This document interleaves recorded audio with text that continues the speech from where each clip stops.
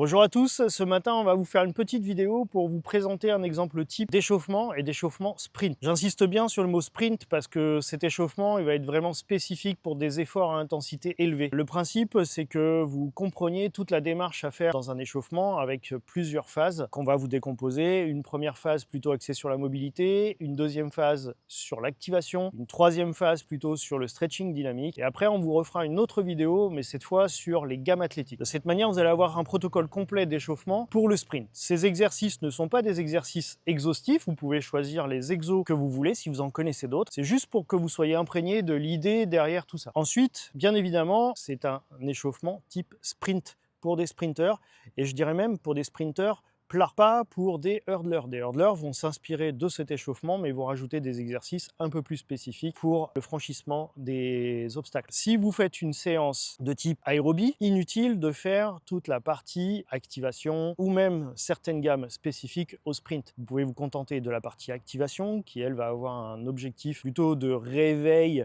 musculaire et articulaire. Vous pouvez également prendre quelques gammes, les gammes les plus basiques et ensuite plutôt pratiquer des accélérations en ligne droite pour faire monter le rythme cardiaque afin de vous préparer à l'effort que vous allez faire dans la séance, notamment sur une séance de type intermittent. Là, encore une fois, on est sur une séance sprint, donc avec un échauffement complet, spécifique pour une séance de sprint, sprint court ou sprint long. Allez, à tout de suite. Premier exercice sur mobilité de hanche. Donc là, on est dans une position avec les deux genoux au sol et on va transférer d'un côté et de l'autre en laissant les pieds en contact avec le sol. Ces exercices sont des exercices de mobilité articulaire, attention, ils n'ont pas l'objectif d'améliorer la mobilité, c'est plutôt des exercices d'expression de la mobilité. D'accord? C'est deux choses totalement différentes. Ensuite, il va faire le même exercice, mais sur la phase où il est en appui, il prend appui sur son tibia et il redresse le bassin de manière à avoir une ouverture de hanche et une activation en même temps des fessiers. Donc là, voilà, il va venir avancer le bassin le plus loin possible, reculer, tendre la jambe, voilà, et de manière à travailler à la fois sur l'extension de hanche et sur la flexion. Essaye de bien tendre ta jambe, pose un peu plus loin pour pouvoir ensuite passer sur le talon. Voilà, très bien. Il se grandit sur la phase d'extension de hanche, de manière à avoir une action sur le psoas. Et quand il revient en arrière, il redescend le tronc, il essaye de tendre la jambe, il pousse le bassin le plus loin possible pour avoir une action sur les ischio-jambiers. Alors en appui tendu, on va maintenant amener le pied à côté de la main, toujours une action sur les hanches et toujours une action aussi sur l'extension de hanche, avec cette fois une ouverture, puisque le genou vient à l'extérieur des bras. Voilà.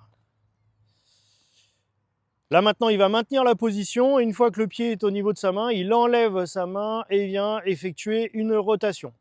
Très important d'inclure des éléments autour de la colonne vertébrale et notamment des éléments de rotation et de torsion de la colonne. Donc là, on va plutôt agir sur les mollets avec des extensions de jambes où on va chercher à descendre le talon le plus bas possible, voilà, en alternant. Donc là, on vient descendre en squat profond, on place les coudes à l'intérieur des genoux et on vient pousser avec les coudes l'intérieur des genoux. Donc là, on est sur un travail, encore une fois, sur les hanches, avec un étirement des adducteurs. On cherche l'ouverture de hanche. Ensuite, il va venir poser ses mains au sol et encore une fois, on cherche à faire une rotation pour travailler sur la mobilité de la colonne vertébrale. Donc là maintenant, le Kazakh squat. Voilà, encore une action sur les hanches, sur les adducteurs. Donc là, allongé sur le dos, il va relever une jambe et il va venir sur le côté. Donc là, on a une action sur petit moyen fessier et sur le grand fessier, avec en plus une rotation bassin. Toujours un effet sur la mobilité spinale. Donc sur cet exercice-là, on vient, c'est un peu le même principe, mais dans l'autre sens. Où là, cette fois, l'action, elle est sur les fléchisseurs de hanche, sur une phase d'étirement, et toujours cette rotation bassin. Donc on va chercher le plus loin possible, et on essaye, voilà, de soulever bien la jambe. Dernier exercice concernant cette action de mobilité. Donc là, on cherche l'extension complète de la jambe et puis on va pousser fort avec le talon, voilà, et on mobilise après la cheville. Quand vous ramenez la pointe de pied vers vous, bien sûr, l'effet est encore plus important sur la chaîne poste. Voilà, bien sûr, vous faites les deux jambes. On passe maintenant à la deuxième partie qui est la partie activation. Donc on utilise un petit élastique, hein, ce n'est pas un gros investissement. Là, on va faire des abductions de hanches. Voilà, l'élastique est juste au-dessus des chevilles. On garde la jambe bien tendue. Donc un travail sur les petits moyens fessiers. Ensuite, il va travailler sur les fessiers. Donc là, cette fois, il va faire des extensions de hanches. Voilà, il ramène le talon en arrière. Donc là, activation des muscles fessiers.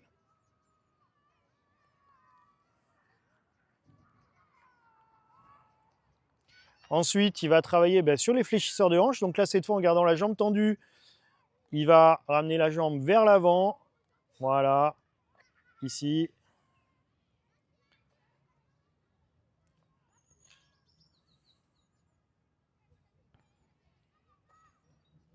Ensuite, on va travailler sur un autre fléchisseur de hanche, le fléchisseur principal qui est le psoas. Donc là, il va mettre l'élastique autour de ses pointes de pied. Donc sur le psoas iliaque, il va fléchir le genou et remonter le genou. Sur l'exo précédent, on avait une action surtout sur le droit antérieur de la cuisse. Donc toujours sur la partie activation, cette fois on passe en quadrupédie. L'élastique il est placé autour des cuisses, juste au-dessus des genoux. Il va effectuer des ouvertures de hanches. Voilà, comme ceci, jambes fléchies. Donc là on est vraiment sur les muscles abducteurs de la hanche. Ensuite, il va activer les fessiers en remontant le talon. Voilà, donc action sur les fessiers. Ensuite, il va passer sur le dos, allongé sur le dos, jambes fléchies. Il va monter le bassin et écarter les genoux. Voilà, donc là, on a une action fessier, ischio et petit et moyen fessier pour les abductions de hanches. Maintenant, toujours dans la partie activation, on va parler du protocole excentrique. Donc là, on va échauffer les groupes musculaires les plus importants sous forme de contraction excentrique. Là, voilà, en fait, il va pousser avec une jambe et retenir avec l'autre. Donc une contraction excentrique sur ses ischio-jambiers pour freiner le mouvement. La contraction excentrique, elle va avoir l'effet de produire énormément de chaleur dans le muscle, mais surtout, elle prépare typiquement à l'effort du sprint, et notamment sur les ischio-jambiers qui vont être le plus soumis à ce régime de contraction au moment de la prise d'appui. Donc très important de ne pas squeezer ce type d'échauffement et ce type de contraction lors de l'échauffement. Donc maintenant, on va passer à l'échauffement excentrique des quadriceps. Il se dresse sur les genoux et en gardant un engagement maximal du bassin, donc avec les fessiers contractés, il va descendre, s'incliner en arrière, poser les fesses et revenir. Pas de phase concentrique, juste la phase excentrique. Voilà, il freine la descente, ce qui fait que ses quadriceps travaillent en excentrique. Ensuite, nous allons travailler à deux. Donc, à l'entraînement, en général, vous êtes rarement seul. Vous allez travailler en binôme et on va travailler cette fois sur une contraction excentrique des adducteurs. Donc là, pour la partie excentrique sur les adducteurs, il va relever un genou ici et moi, je vais pousser son genou vers l'extérieur. Lui, il va contracter les adducteurs pour freiner le mouvement. On y va doucement et l'objectif, c'est qu'il ne décolle pas le bassin. Voilà, il reste bien fixé au sol. C'est moi qui ramène sa jambe. Et bien sûr, on fait la même chose de l'autre côté.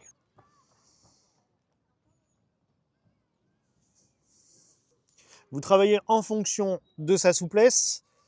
Si vous voyez que vous pouvez l'emmener jusqu'au sol sans qu'il décolle le bassin, c'est très bien. Si ce n'est pas le cas, c'est pas grave.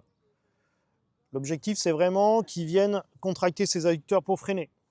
Cette fois, on va travailler en excentrique sur ce petit muscle hyper important en sprint, le jambier antérieur, celui qui va être le releveur du pied. C'est un muscle qu'on sollicite énormément en sprint, donc on va l'échauffer.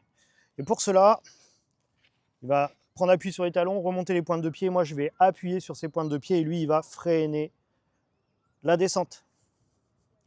Je remonte ses pointes de pied et j'appuie à nouveau. J'essaye de l'emmener jusqu'en bas, voilà. Dernier exercice sur la partie excentrique, là cette fois ça va concerner les mollets. Donc on part en appuyant plante de pied sur un step et on va descendre lentement, on va freiner le talon, la descente du talon. On remonte avec les deux pieds et on freine la descente d'un seul pied. Voilà, action excentrique sur les mollets. On passe à la dernière partie où là on va être sur une partie de stretching dynamique. Donc d'abord avec des exercices balistiques, des lancers de jambes.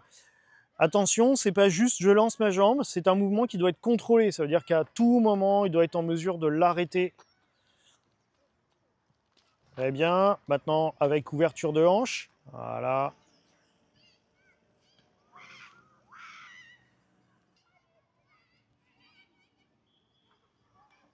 Donc là maintenant, on va passer sur un autre principe. On crée une phase d'étirement où là en fait, sa volonté, c'est de venir gratter le sol avec le talon. Donc il met très fort en tension les ischios sur une phase d'allongement du muscle.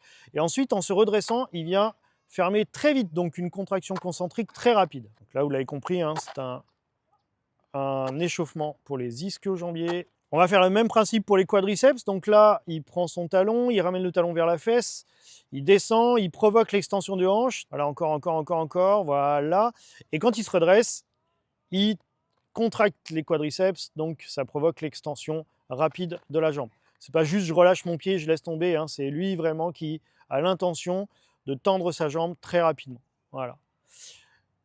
Sur cet exercice, l'intérêt également, c'est que sur la jambe d'appui, il a une action d'étirement sur la chaîne postérieure. Pour finir notre partie stretching dynamique, là cette fois on va s'attacher au stretching dynamique des psoas et aussi des muscles fessiers.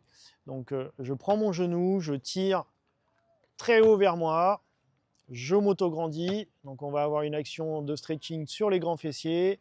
Là maintenant, on va plutôt être sur l'ouverture de hanche, donc avec la main sur le genou, je pousse, la main sur le pied, je tire. Donc là, il vient pousser sur son genou avec sa main et il tire le pied vers le haut pour avoir une ouverture de hanche maximum.